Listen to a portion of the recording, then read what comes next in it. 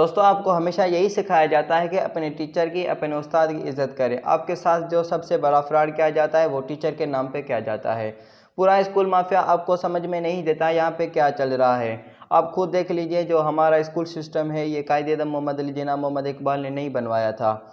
जो हमारे बुज़ुर्ग थे उन्होंने नहीं बनवाया था, ये अंग्रेज़ों का बनाया हुआ हमारे पास है। ये उस वक़्त बनाया गया था जब हम सब लोग ग़ुलामी में थे। उस वक़्त अंग्रेज़ों को बहुत सारे ग़ुलाम चाहिए थे, तो अंग्रेज़ों ने कहा कि हर महकमे के लिए, हर दफ़्तर के लिए हम अंग्रेज़ तो ला नहीं सकते, उनसे ही काम करवाएंगे। तो उन्होंने ये फिर स्कूल सिस्टम बनवाया था जिसमें आज तक आप लोग फंसे हुए हैं। ये बातें आपको और कोई नहीं बताएगा जो मैं इस वीडियो में बताने वाला हूँ, इसलिए आप इस वीडियो को पूरा देख लीजिए। स्कूल सिस्टम के रिलेटेड मैं आपको माइंड खोल दूँगा। अगर आपको लग रहा है आप स्कूल में जाएंगे, लिखेंगे, पढ़ेंगे और बहुत ज़्यादा तालीम आ जाएगी, आपको बहुत अक्ल व शऊर आ जाएगी, आप लिख के रख लीजिए। आप पाकिस्तान, इंडिया के इन ममालिक स्कूल में पढ़ते हैं तो आपकी अक्ल चली जाएगी। आपको हर रोज़ एक टीचर आएगा, आपका उस्ताद बनकर आएगा, आपको हर रोज़ ट्रेन करेगा एक अच्छा ग़ुलाम कैसे बना जाता है। आपके दिमाग को पुलिश करेगा कि बेटा अच्छा ग़ुलाम किस तरह बना जाता है। आप जब भी इसको सवाल करोगे तो आपको चुप करवाया जाएगा। आप 10 या 15 साल बाद स्कूल सिस्टम से बाहर निकलोगे तो आपको पता चलेगा कि मेरा दिमाग एक नौकर की तरह बना गया है। कसूर उन लोगों का नहीं है, ये खुद भी नौकर मेंटेलिटी के हैं। उन लोगों को एक ऐसा मालिक चाहिए होता है कि एक ऐसा आका चाहिए कि ये जिसकी 9 से 5 बजे तक खिदमत करें, वो बाद में उनको रिज़्क़ रोज़ी दे। मैं आपको 150 साल पहले ले जाता हूँ। जब एक बच्चा पैदा होता था, जब वो 18 या 20 साल तक पहुँचते पहुँचते उसकी शादी हो जाती थी, वो अपनी लाइफ में सेट हो जाता था। लेकिन आज आपका बच्चा 18 या 20 साल या 25 साल का हो जाए, आपका बच्चा सेट नहीं हो पाता। लेकिन स्कूल सिस्टम वाले डिज़ाइन करते हैं, वो आपका इस तरह से डिज़ाइन करते हैं, आपको 10 या 20 साल के बाद आपको किसी नौकर की तरह कहीं बेचना है या किसी कंपनी को बेचना है और वहाँ से आपको जो रिज़्क़ रोज़ी मिलनी है। इसी टॉपिक पर रॉबर्ट कियोसाकी की बेस्ट सेलिंग ऑथर है, उन्होंने पूरी किताब लिखी है जिसमें उन्होंने बार बार साबित किया है कि अगर आप ए ग्रेड लेने वाले स्टूडेंट हैं तो यकीनन आप सी ग्रेड, जो कि आपकी ज़्यादातर फेल होते हैं लड़के, उसके लिए काम करेंगे। उसकी जो बड़ी रीज़न बताते हैं वो ये बताते हैं कि जो एक लड़का फेल हो रहा होता है वो कभी भी अपने टीचर की, अपने स्कूल की सिखाई हुई बात नहीं मान लेता, बल्कि वो सिर्फ वही बात मानते हैं जिसमें उसको अपना फ़ायदा नज़र आता है। और जो ज़िंदगी को जीने के लिए सबसे इम्पॉर्टेंट चीज़ है वो यही तो है कि आप ज़्यादा से ज़्यादा आप वो काम करें जिसमें आपका फ़ायदा हो। और जो यूनिवर्सिटी के स्टूडेंट्स होते हैं वो बहुत ज़्यादा पढ़ते हैं, वो ना चाहते हुए भी वो काम करते हैं जो उनसे करवाया जाता है। कोई भी अजीम इंसान अच्छा लिखा पढ़ा नहीं होता। आप इब्राहिम लिंकन को देख लीजिए, जो अमेरिका के सदर थे, और ये नहीं जॉर्ज वाशिंगटन, एंड्रयू जॉनसन, ये भी सदर थे जो लिखे पढ़े नहीं थे। अपनी किताबों में 9th मैट्रिक रॉबर्ट फॉस्ट को जानते होंगे, लेकिन आपको जानकर खुशी होगी ये भी लिखे पढ़े नहीं थे, लेकिन उसके बावजूद उसकी पोट्री पूरी दुनिया में मशहूर है। आपको ना चाहते हुए भी वो पढ़ाई जाती है। एंड्रयू खान की, जो अपने वक्त की दुनिया का सबसे ज़्यादा अमीर तरीन इंसान था, वो भी पूरा लिखा पढ़ा नहीं था। हेनरी फोर्ड, जो कि फोर्ड कंपनी का मालिक था, उन्होंने गाड़ियों को घर घर तक पहुंचा दिया था, वो भी लिखे पढ़े नहीं थे। Mark Zuckerberg, Bill Gates, Steve jobs, उनमें से कोई भी ऐसा नहीं था कि जिन्होंने अपनी एजुकेशन पूरी की हो। ये वो लोग थे जिन्होंने जल्दी समझ लिया कि स्कूल सिस्टम में एक फ्रॉड है। एक ए क्लास वाला स्टूडेंट्स और सी क्लास वाले स्टूडेंट्स में फ़र्क ये होता है कि ए क्लास स्टूडेंट्स होता है वो बहुत ज़्यादा डरा रहता है। अगर उसके नंबर कम आए तो बहुत ज़्यादा डरा रहता है, उसको हर वक्त डर लगा रहता है कि कहीं पे कुछ ना हो, उल्टा हो जाए। दूसरी तरफ जो सी क्लास स्टूडेंट्स होते हैं उसके तो नंबर्स कम होते हैं, इसलिए उसके जो डर होते हैं वो सारा ख़त्म हो जाता है। उसको फ़ेल होने से ज़रा भी डर नहीं लगता, ज़रा भी फ़ेल होने का डर नहीं होता कि फ़ेल हो जाऊँगा तो कोई बात नहीं। और जब वो अपनी असल ज़िंदगी में जाते हैं जहाँ पे आपको बार बार फेल होना पड़ता है, उसके बाद कोई ना कोई कामयाबी मिल जाती है, वहाँ पे वो बहुत अच्छी तरह टिक पाता है। और जो एक क्लास वाले स्टूडेंट्स होते हैं वो बड़े पढ़े लिखे बच्चे, पप्पू बच्चे, और जब अपनी असल ज़िंदगी में आते हैं तो उस वक़्त वो कुछ भी न्यू नहीं कर पाते, जिसकी वजह से वो फेल नहीं होते और वो कुछ न्यू नहीं कर पाते। क्योंकि छोटे होते ही उनको सिखाया जाता है कि फ़ेल होना एक बुरी चीज़ है। जब कि वो किसी टेस्ट में फ़ेल होते हैं, उनको घर की तरफ से, स्कूल की तरफ से टॉर्चर किया जाता है और वो खुद भी नहीं बिलीव करना शुरू कर देते हैं फ़ेल होना बुरी बात है। देखिए, अगर आप अपने आप को डल समझते हैं कि और ये समझते हैं कि मैं जीनियस इंसान नहीं हूँ, तो आप आइंस्टाइन का एक कोट सुन लीजिए। आइंस्टाइन कहते हैं कि हर एक इंसान जीनियस होता है, लेकिन अगर आप एक मछली को दरख्त पर चढ़ना सिखाओगे तो वो कभी भी सीख नहीं पाएगी, और एक बंदर को पानी में सिखाओगे तो वो कभी भी सीख नहीं पाएगा। दोनों को अपना अपना काम करना दीजिए, और ये अपने काम में एक्सपर्ट है। मछली पानी में रह लेगी, लेकिन बंदर 5 मिनट नहीं रह पाएगा और मछली दरख्त पर कभी नहीं चढ़ पाएगी। आप खुद मुझको बताएं कि अगर आप 10 पढ़ चुके हैं या 12 पढ़ चुके हैं, आप इस स्टडी से क्या कर सकते हैं जो आपको पैसे कमा के दे सके। देखिए, आप तालीम लेने इसलिए जाते हैं क्योंकि आप पैसे कमा सकें। आप इसलिए नहीं जाते आपको बोलना का तरीका आए, आपको चलने का तरीका आए, क्योंकि जिसके पास आप सीखने के लिए जाते हैं उनको खुद ही नहीं पता। आप मुझको बताएं कि आपका कितने टीचर्स हैं जिनको बोलने की तमीज़ है। अगर आप कह रहे हैं कि मेरे सारे टीचर्स को तमीज़ है, आप बहुत खुशकिस्मत बच्चे हैं, क्योंकि मुझे को कोई ऐसा टीचर्स नहीं मिला जिसे तमीज़ हो। बहुत ही कम टीचर्स हैं जिनको बोलने की तमीज़ थी। इसलिए यहाँ पे आपका मकसद जो है कि वो पूरा हो जाता है कि आप इसलिए जाते हैं कि क्योंकि आप पैसा कमा सकें।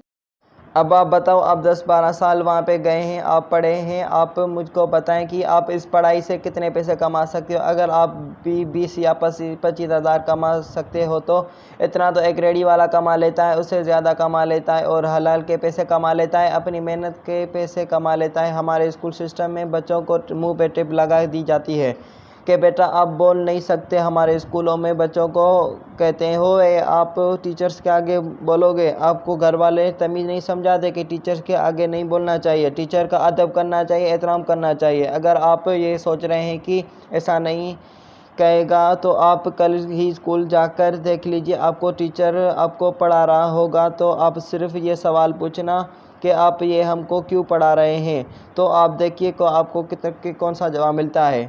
देखें, स्कूल वालों का असल मकसद क्या है कि उनका मकसद आपकी तरबियत करना नहीं है। मैं आपसे फिर कह रहा हूँ, उनका मकसद आपकी तरबियत करना नहीं है। उनका मकसद है ज़्यादा से ज़्यादा एडमिशन करना है, ज़्यादा से ज़्यादा परफेक्ट बनाना है। देखिए कि कौन कौन सी ऐसी चीज़ें है कि आपके बच्चों को माइंड खोलती है। सबसे पहली चीज़ होती है क्वेश्चन करना, कि आपका बच्चा कितना ज़्यादा क्वेश्चन करता है, कि कितने बार आपसे पूछता है कि पापा जान ये चीज़ क्या है, ये क्या है, ये क्या है। लेकिन वो जिस दिन स्कूल चला जाएगा तो सबसे पहले उसको मुंह पे टेप लगा दी जाएगी, बेटा बोलना नहीं है, क्लास में चुप करके बैठना है, टीचर्स के सर दर्द हो रहा है। जिस दिन से आपका बच्चा स्कूल जाना शुरू हो जाएगा तो वो आपको एक बेहतरीन गुलाम बनाया जाएगा। अफसोस ये है कि टीचरों का कोई कसूर नहीं है, क्योंकि इनको खुद ही नहीं पता हम क्या कर रहे हैं। हमारा जो एजुकेशन सिस्टम है वो बहुत पुराना हो चुका है। देखिए, हर साल पूरी की पूरी टेक्नोलॉजी बदल रही है।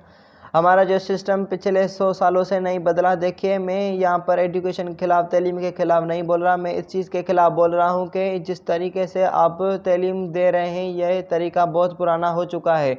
इस तरीके से पहले ग़ुलामों को तालीम दी जाती थी। देखिए, अगर आपको ये लगता है कि हमारे जो बच्चे हैं वो दूसरे मुल्कों के बच्चों से बहुत कम क्रिएटिव हैं, आप ये बहुत बड़ी गलती कर रहे हैं। मेरी गली मोहल्ले के छोटे छोटे बच्चे कबाड़ खाने से सामान उठाकर न्यू चीज़ें बनाना शुरू कर देते हैं। इस बात पर उनके घर वाले, उनके स्कूल वाले दूसरे बहुत डांटते हैं, ये काम क्यों कर रहे हैं, आप पढ़ो, पढ़ने से सब कुछ होता है, इस तरह करने से कुछ नहीं होता। लेकिन आपके घर वाले, आपके स्कूल वाले गलत बोल रहे हैं। आज दुनिया की बड़ी बड़ी यूनिवर्सिटियाँ अपने एजुकेशन सिस्टम को बदल चुकी है। वो आपसे ज़्यादा से ज़्यादा काम करवाती है, वो बहुत आपको कम पढ़ाती है। देखिए, अगर आपके बच्चे नहीं पढ़ रहे तो आप समझ रहे होंगे वो नालायक है। वो नालायक नहीं है, ये उसकी सबसे बड़ी ताकत है, उस चीज़ को ना करने की जिसको वो नहीं करना चाहता। देखिए, अगर आप वालिदैन हैं तो शायद अपनी पूरी ज़िंदगी में वो करते हुए गुजार दी है जिसके आप खुद नहीं करना चाहते थे।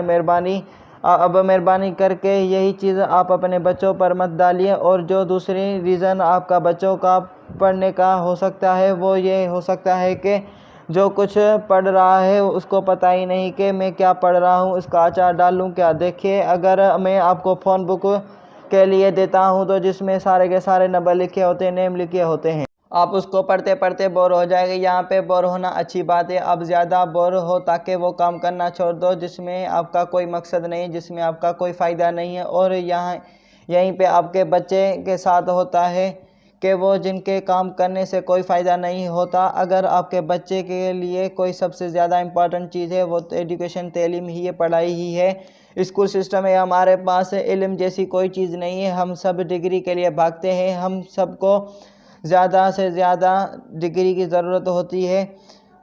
सबसे ज़्यादा जिस चीज़ की ज़रूरत होती है वो इल्म है। जितना ज़्यादा आपके पास नॉलेज होगा, आपके पास इतनी पावर होगी और आप इतना ज़्यादा कमाओगे। लेकिन जितना आपके पास डिग्री होगी उसका मतलब ये नहीं कि आपके पास इतना इल्म होगा। ज़्यादा से ज़्यादा अपने दिमाग को इन्वेस्ट कीजिए, आप ज़्यादा से ज़्यादा पढ़ें, लेकिन वो चीज़ें पढ़ें, वो चीज़ें समझाएं जिनका आपको कोई फ़ायदा हो। पढ़ाई के बगैर आप कभी कामयाब नहीं होंगे, और अगर आप स्कूल से पढ़ते हैं तो आप बहुत ही कम कामयाब हो सकते हैं। हमारे स्कूल सिस्टम एक मछली को यही सिखाता है दरख्त पे किस तरह चढ़ा जाता है और बंदर को पानी में किस तरह रहना है।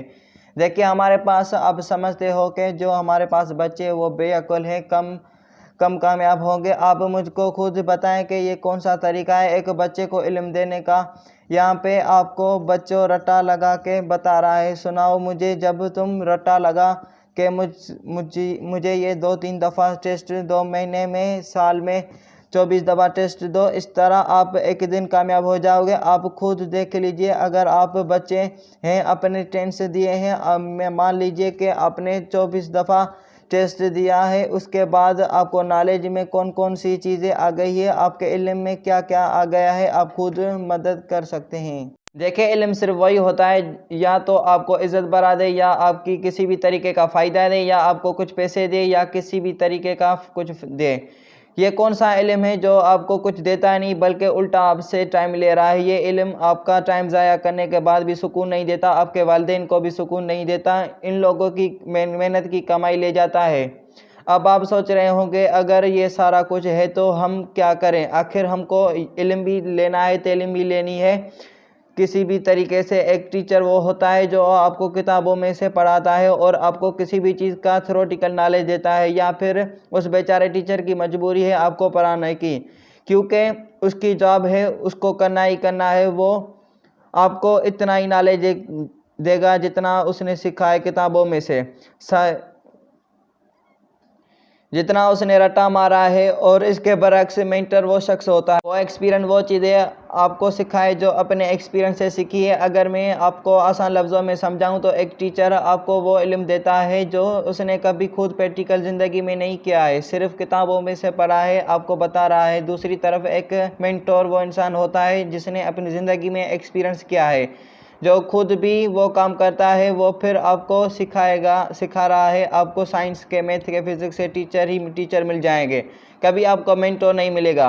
बिलखसूस पाकिस्तान में आपको कभी नहीं मिलेगा। लेकिन अगर आपको दुनिया के सबसे बड़ी यूनिवर्सिटी यूट्यूब पे देख तो शायद आपको वहाँ पे आपको मेंटर कोई मिल जाएगा, लेकिन आपको अपनी लाइफ में मेंटर बड़ी मुश्किल से मिलेगा। जिस तरह हमारे नबी सल्लल्लाहु अलैहि वसल्लम में एक मेंटर था, वो हमको जो सिखाते थे उस पर अमल करते थे।